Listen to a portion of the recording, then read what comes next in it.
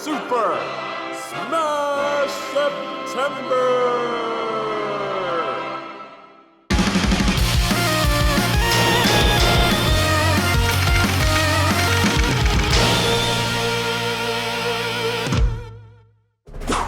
What makes Super Smash Bros. For Wii U and 3DS unique? Leading up to the most recent installment in the series, Nintendo was at an impasse. The combination of Melee's rabid fanbase and the negative response to Brawl as a competitive game had fans clamoring for something new. Some players that didn't turn to Melee even turned to PlayStation All-Stars Battle Royale. That didn't last very long. Going into Smash 4, many fans were skeptical. Melee's legacy was solidified as the best in the series, and Brawl had nearly disappeared. When Smash 4 was released in late 2014, it was critically acclaimed, just like the games that came before it. Fans were greeted with not only the best of both worlds, but also some brand new mechanics. What makes Smash 4 unique is how the changes not only address the problems of the predecessors, but they also build on and enhance some of the finer nuances of the series. Let's begin! From its announcement, Smash 4 was instantly compared to Brawl. To the dismay of Melee fans everywhere, they didn't bring back wave dashing or L canceling, but they did fix a lot of other problems. Both the speed and amount of hit stun is noticeably increased. Characters feel like they have weight again, and the ability to follow up on attacks is prevalent. Combos can be found out of many attacks, and most commonly from grabs like that whole hoo-ha thing. Now these combos, although very present, don't offer a lot of room for zero to death situations. Many combos are only used to rack up percent, or gain stage control.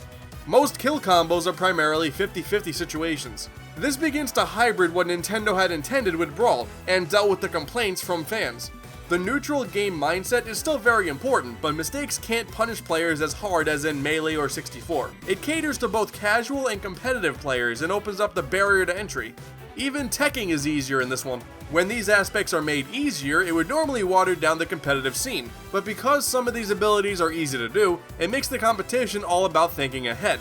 Teching can be read and followed up on, and with 50-50 situations, getting in an opponent's head is very important. Competitive players can still take the time to learn combos, technical skills, and matchups just like in Melee and Brawl, but there were also some inherent Smash concepts that were enhanced for the fourth installment. Ledge grabbing, for example, is a big part of nearly every Smash game. It's one of the big dividers between playing casually versus competitively, as some casual players just find it cheap.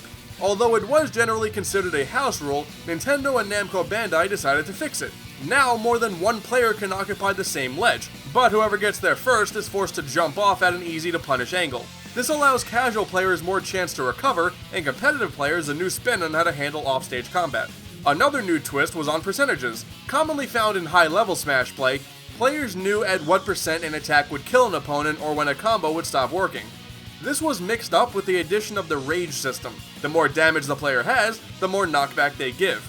This means that some combos don't work if the attacker is at a high percent, but this also makes those comebacks way more intense, since the killing blows will kill so much sooner. There were even a lot of changes on how to properly DI in the game, but ultimately the line between casual and competitive players became blurred. Casual players can still pick up and play the game with ease, and competitive players still have tons of studying and practicing to do. With the weight of the Smash following looming over Nintendo's head, they and Namco Bandai still aimed to appeal to all levels of players, and they did it. Even visually, with the electric effects from a powerful attack making those tense moments more fun for everyone, even if the competitive players know how to survive. Balancing between having punishing combos while still having a potent neutral game, Smash 4 blurs the line between the party game side of Smash, as well as giving those competitive players a lot to learn and practice. Add that to the new changes to the ledge mechanics, percentages, DI, and more, Smash 4 also reinvents some of the core concepts that already made the series so memorable. With a series whose fanbase is so divided, trying to appeal to everyone is a tall order. In the end, it wasn't just done, it was embraced and promoted through having patches, DLC, and well-handled online matchmaking.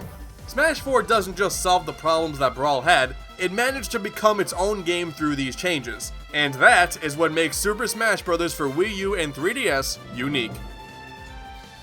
If you enjoyed the video, be sure to hit that like button, and if you'd like to see more videos about what makes any game stand out, be sure to subscribe.